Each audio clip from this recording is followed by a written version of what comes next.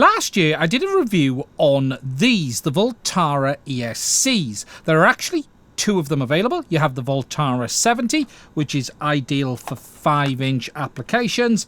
70 means 70 amp, full-size ESC with full current sensing on board. And then you also have the Mini 50, which is a 25.5 by 25.5 ESC designed for your smaller builds. Now, when these ESCs released, they were designed to be used specifically with KISS Ultra. However, there is now new firmware that not only adds a bunch of features, but they've gained much wider flight controller support as well, allowing you to easily use these with the likes of Betaflight as well as others. Now, this video isn't a review about these ESCs. I actually did that last year. What this is going to be telling you about the new firmware, the changes that have been made, but I'm also going to be showing you how to upgrade your existing VOLTARA ESCs to the latest firmware as well. Just to give you a bit of a recap on what the VOLTARA is, if you don't know, it's an ESC designed by the fantastic Liviu FPV. He has been a man who has a great history in the FPV world. Not only does he have a great channel, he's also done some real cool stuff over the years as well.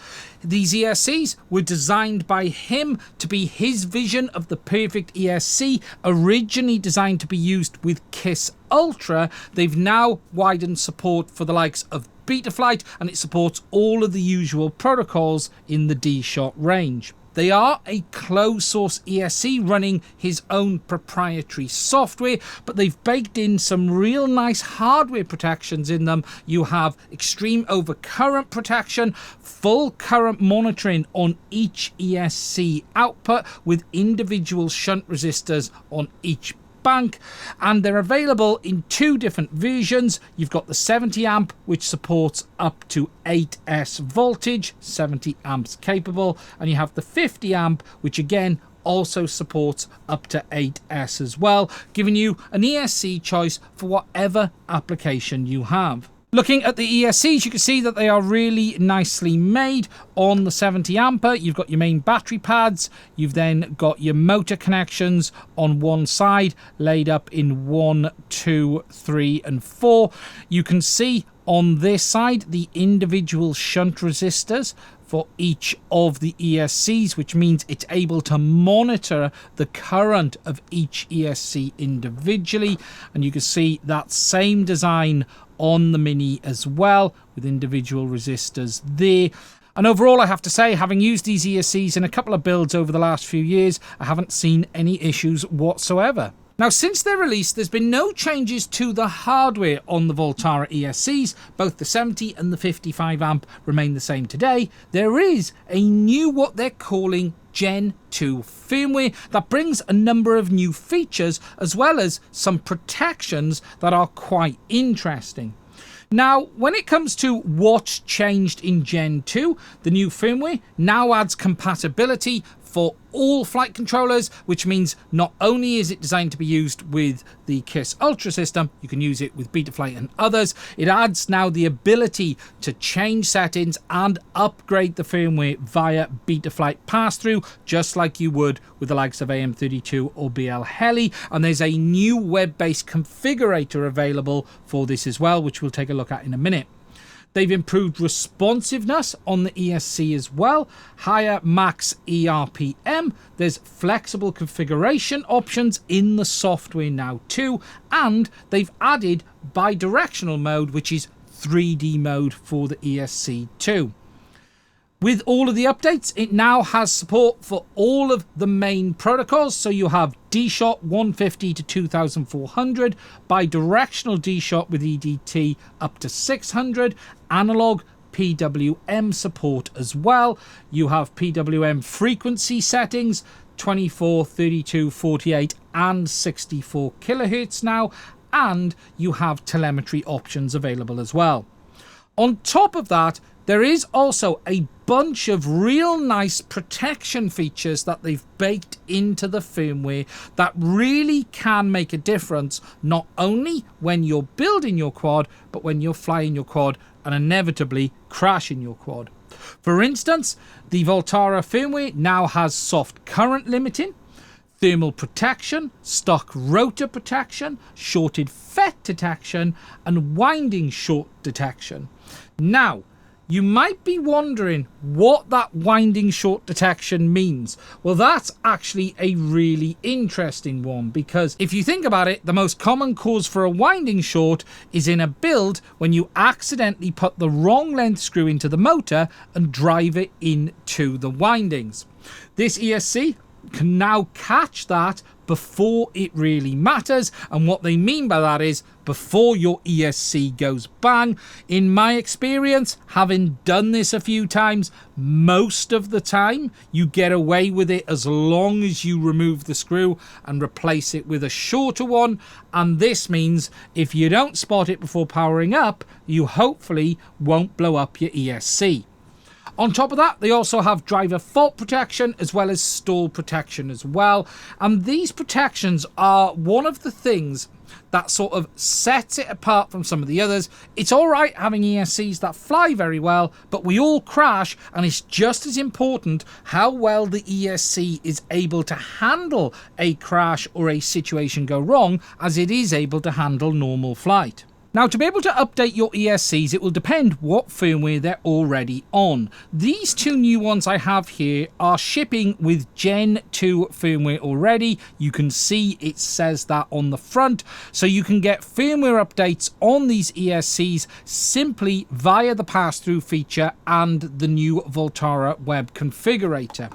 However, if you have an early one like I have here, which is using the old firmware, you are going to need to update it. And there is a couple of steps that you need to do, but don't worry, it really is very simple and straightforward.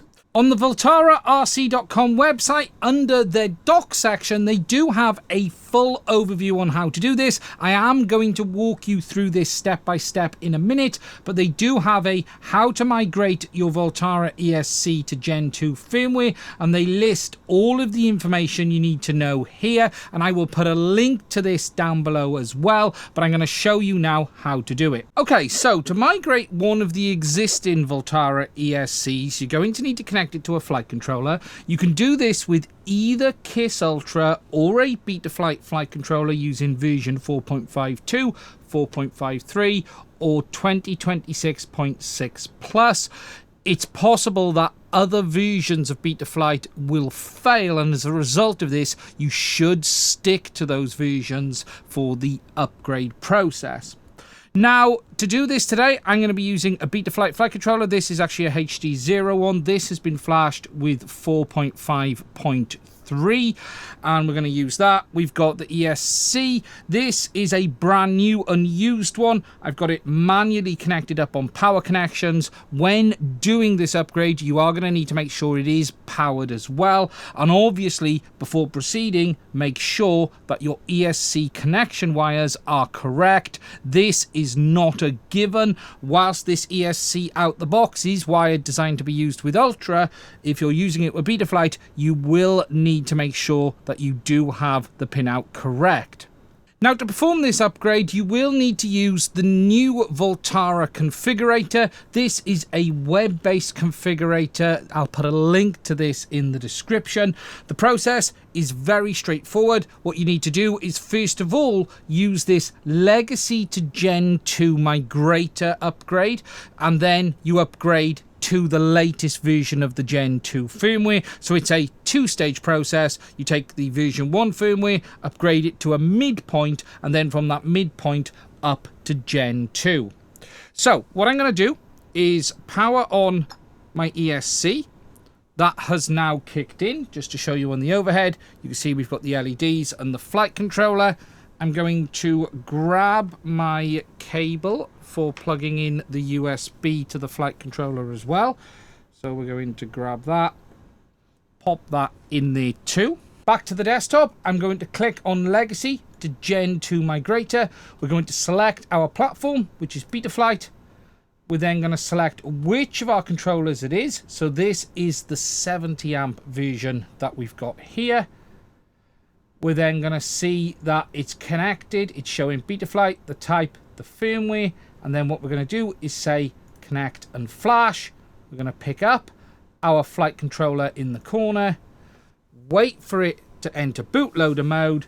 What you can see from the overhead is the LEDs started flashing on the ESC like that there, and then on the display you can see that the flashing is in progress.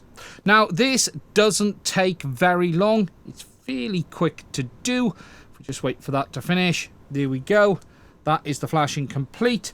It then says the migration firmware has been flashed, power cycle the ESC and the FC, wait for the migrator to finish, 2 to 5 seconds. After that, connect, enter pass-through, and use the firmware flash tab to flash Gen 2 firmware. So, on the overhead, what we're going to do is disconnect the USB, disconnect our power a moment. We'll then go into power back on, plug our USB back in, go back to the desktop. We're going to click done. We're then going to click connect to our ESC, enter pass through in the top corner, and what we're going to do is click the firmware button over here. We're going to select remote for the firmware. We're going to select the version that we want. Now this is labeled version 1.08. This is actually the Gen 2 firmware. Flash all 4 ESCs and allow the process to begin. As we're flashing on the overhead, you can see that we do have the flashing LEDs on the ESC as well.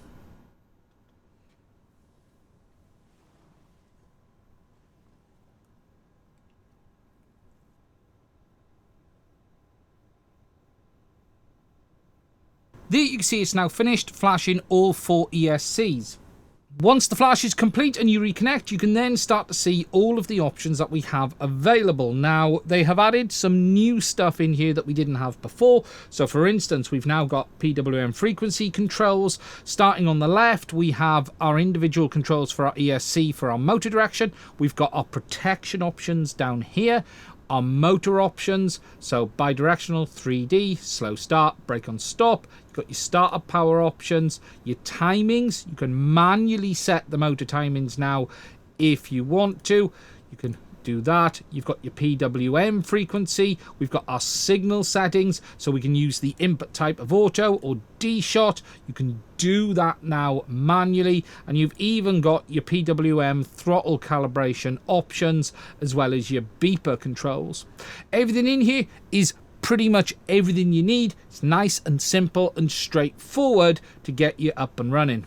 So that is the update process. It's fairly straightforward, and that then gives you the wider compatibility. VOLTARA isn't just about KISS Ultra anymore. It's now a far more widely compatible ESC, and it has additional features too. If you're interested in getting yourself some of these ESCs, they do list where you can buy these now. So for instance, they're available from the likes of TBS, Drone, Pyrodrone, Fly High FPV, as well as droneshop.com.